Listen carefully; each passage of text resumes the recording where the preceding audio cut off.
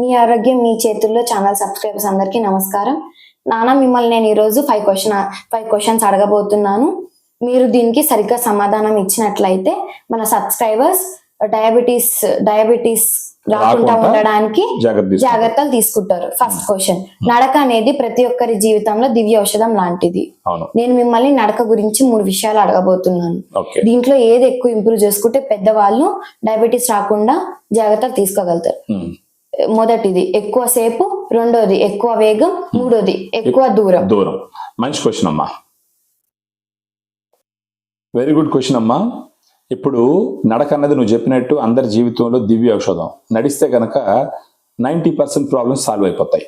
ఇప్పుడు ఇంకొకటి, ఈ ఇన్ఫర్మేషన్ చూస్తున్న మీరందరూ దయచేసి మీరు సబ్స్క్రైబ్ చేసుకొని ఉంటే సంతోషం. సబ్స్క్రైబ్ చేయకపోతే ఖచ్చితంగా సబ్స్క్రైబ్ చేయండి. ఎందుకంటే ఇప్పుడు మీ ఇళ్లలో అమ్మా నాన్న కానీ అవ్వ తాత కానీ ఖచ్చితంగా ఎవరికో వారికి డయాబెటీస్ ఉండే అవకాశాలు ఎక్కువ.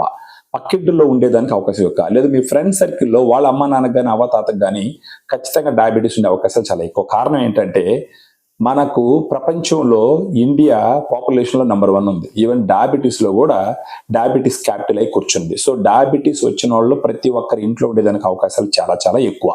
ఇప్పుడు మా అమ్మాయి అడిగినట్టు నడకకు సంబంధించి స్పీడ్ ముఖ్యమా, దూరం ముఖ్యమా, టైం ముఖ్యమా అని అంటే ఒక స్టడీ ఏం చెప్పిందంటే, ఆ స్టడీలో ఈ నడకకు సంబంధించి డయాబెటీస్ అంటే 45-50 సంవత్సరాల వయసు ఉన్న వాళ్ళలో డయాబెటీస్ లేదు, వాళ్ళ నడకకి డయాబెటీస్ వచ్చేదానికి అవకాశాలు ఏమైనా ఉన్నాయని పరీక్షించినప్పుడు వాళ్ళు స్పీడ్ నెట్ డిసైడ్ చేసినారంటే 3.2 కిలోమీటర్లు గంటకి స్పీడ్తో నడిస్తే అది మెల్లగా నడవడం, 3.2 నుంచి 4.8 కిలోమీటర్ల గంటకి నడిస్తే అది సాధారణంగా నడవడం, 4.8 నుంచి 6.4 కిలోమీటర్ల గంటకి నడిస్తే అది కొంచెం వేగంగా నడవడం అని అర్థం.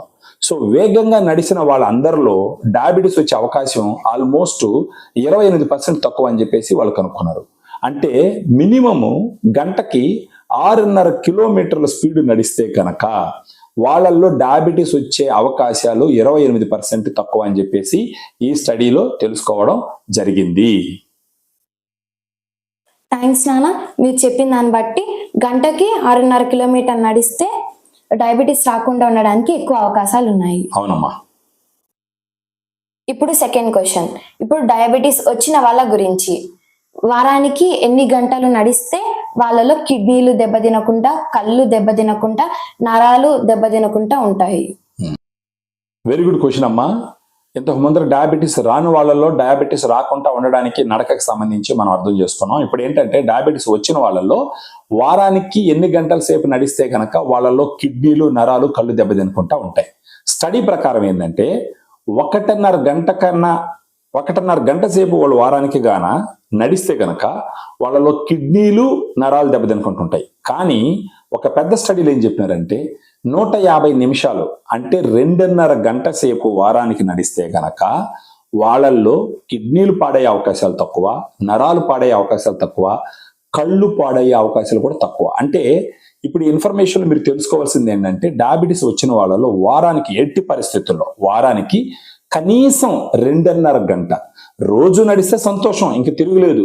లేకపోయినా ఒకవేళ రోజు నడవలేకపోయినా కనీసం 2.5 గంట వారానికి కనీసం గంటకి 6.5 కిలోమీటర్ స్పీడ్లో నడిస్తే మాత్రం వాళ్ళల్లో కిడ్నీలు చెడిపోకుండా, నరాలు చెడిపోకుండా, కళ్ళు చెడిపోకుండా ఉంటాయి. నాన్న, డయాబెటీస్ కి దగ్గరగా ఉన్న వాళ్ళల్లో డయాబెటీస్ లోపల వెళ్లకుండా నార్మల్ గా బతకాలంటే ఏం చేయాలి? వెరీ గుడ్ క్వశ్చన్ అమ్మా. నువ్వేమంటున్నావు అంటే ప్రీ డయాబెటీస్ అయిన వాళ్ళు డయాబెటీస్లోకి పోకుండా నార్మల్ అవ్వడానికి తీసుకోవాల్సిన జాగ్రత్త అంటే ఏ విషయం మీద ముందర ఫోకస్ చేయాలా? ప్రీ డయాబెటీస్ అంటే పరగడపన షుగర్ లెవెల్ చెక్ చేసుకున్నప్పుడు 99 mg/dL ఉంటే వాళ్ళు నార్మల్, 99 అంతకన్నా తక్కువ ఉంటే, 100 నుంచి 125 లెవెల్ ఉంటే కనుక వాళ్ళు ప్రీ డయాబెటీస్లో ఉన్నట్టు అర్థం. 126కి పైన ఉంటే వాళ్ళు డయాబెటీస్ ఉన్నట్టు అర్థం. వీళ్ళల్లో 4 విషయాలు గమనించినామంటే, ఒకటి వచ్చేసి ఇన్సులిన్ ఎక్కువగా ఉత్పత్తి చేయడం, రెండోది వచ్చేసి ఇన్సులిన్ బాగా పనిచేసే విధంగా చేయడం, మూడోది వచ్చేసి మన లివర్లో కొవ్వు ఉండడం, నాలుగోది వచ్చేసి పొట్ట దగ్గర కొవ్వు ఉండడం.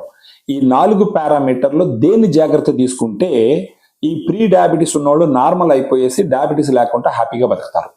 ఈ మూడిట్లో ఏది ముఖ్యంగా తీసుకోవాలంటే పొట్ట దగ్గర ఉన్న కొవ్వు, విజరల్ ఫ్యాట్ అంటారు. ఆ కొవ్వుని గాని తగ్గించుకుంటే, అంటే పొట్ట పెద్దదిగా లేకుంటుంటే, ఫర్ ఎగ్జాంపుల్ మీరు ప్రీ డయాబెటీస్లో ఉన్నారు, డాక్టర్ గారు మీకు చెప్పినారు ఏమని, బాబు నువ్వు ఇంకా డయాబెటీస్ అవ్వలేదు కానీ దగ్గరగా ఉండవు, నువ్వు జాగ్రత్త తీసుకోకపోతే డయాబెటిక్ అవుతావా అని అన్నారు. So pre diabetes. అప్పుడు ఏం చేసుకోవాలా, ఒకవేళ మీ పొట్ట పెద్దదిగా ఉందనుకోండి, మీరు ఎక్సర్సైజులు చేయడము, తినే ఆహారంలో మార్పులు చేసుకోవడము, అవన్నీ చేసి పొట్ట దగ్గర ఉన్న కొవ్వును కానీ మీరు తగ్గించుకోగలిగినారంటే అప్పుడేమవుతుందంటే మీ ఇన్సులిన్ సెన్సిటివిటీ పెరుగుతుంది, ఇన్సులిన్ సెక్రేషన్ పెరుగుతుంది, అన్నీ పెరిగి మీరు డయాబెటిక్ కాకుండా నార్మల్ అయ్యేదానికి అవకాశాలు చాలా చాలా ఎక్కువ ఉంటాయి. సో మీరు చేయాల్సింది ఏంటంటే పొట్ట దగ్గర ఉన్న కొవ్వు తగ్గించుకోవడానికి మీరు ప్రయత్నించాలి. మీరు ఒకవేళ ప్రీ డయాబెటీస్ అయ్యి ఉంటే, పొట్ట దగ్గర కొవ్వు ఎక్కువ ఉంటే కనుక పొట్ట దగ్గర కొవ్వు తగ్గించుకోవడానికి ప్రయత్నించండి. నానా డయాబెటిక్ పేషెంట్స్ లో HbA1c తగ్గించుకోవడానికి ఆయుర్వేదంలో ఏది బాగా పనిచేస్తుంది?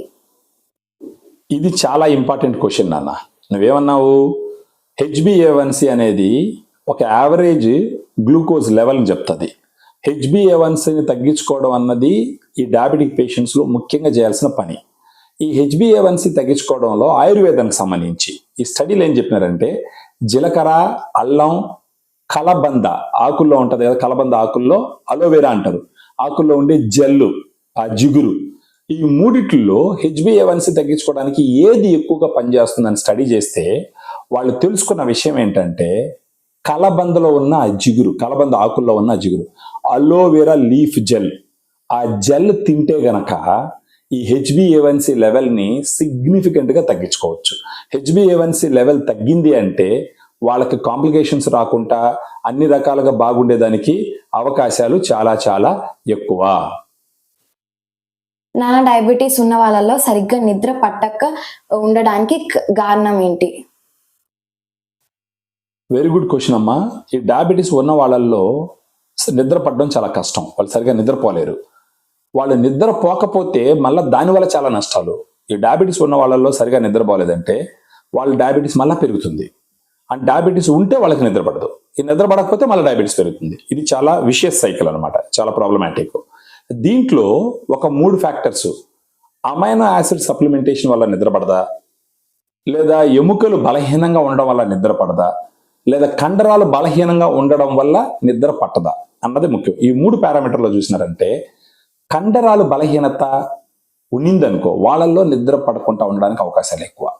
అంటే ఒక పర్సన్కి డయాబెటీస్ ఉంది, అతనిలో కండరాలు గట్టిగా లేవు, బాగా వీక్గా ఉంటాడు, దానివల్ల కూడా అతనికి సరిగా నిద్ర రాదు. సో డయాబెటీస్ ఉన్నవాళ్ళు కండలు గట్టిగా పెట్టుకోవాలి, జిమ్ చేయడం ద్వారా, ఎక్సర్సైజ్ చేయడం ద్వారా, సరైన ఫుడ్ తీసుకోవడం ద్వారా వాళ్ళు కండరాలు గట్టిగా పెట్టుకోవాలి. డయాబెటీస్ ఉన్న వాళ్ళు కండరాలు గట్టిగా పెట్టుకొని బాగా శక్తిగా ఉంటే కనుక వాళ్ళల్లో నిద్ర బాగా పడుతుంది.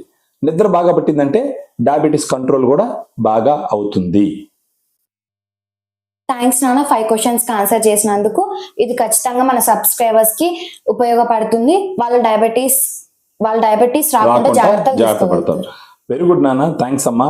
నువ్వు క్వశ్చన్లు అడిగినందువల్ల నేను ఆన్సర్ చెప్పిన విధానం ఖచ్చితంగా మన సబ్స్క్రైబర్స్కి ఖచ్చితంగా అది ఈజీగా అర్థమై ఉంటుంది.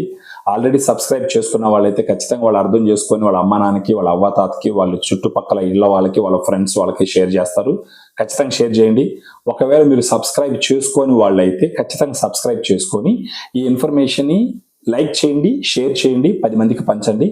సో దట్ ఏమవుతుందంటే డయాబెటీస్ క్యాపిటల్ అని పిలువబడినటువంటి భారతదేశాన్ని ఆ డయాబెటీస్ క్యాపిటల్ కాదు, చాలా మంచి విషయాలకి క్యాపిటల్ అని చెప్పే విధంగా మనం అందరం కలిసి పనిచేసి ఈ డయాబెటీస్ లేకుండా తగ్గించుకొని అందరూ హ్యాపీ జీవితం గడిపేదానికి ఉపయోగపడుతుంది.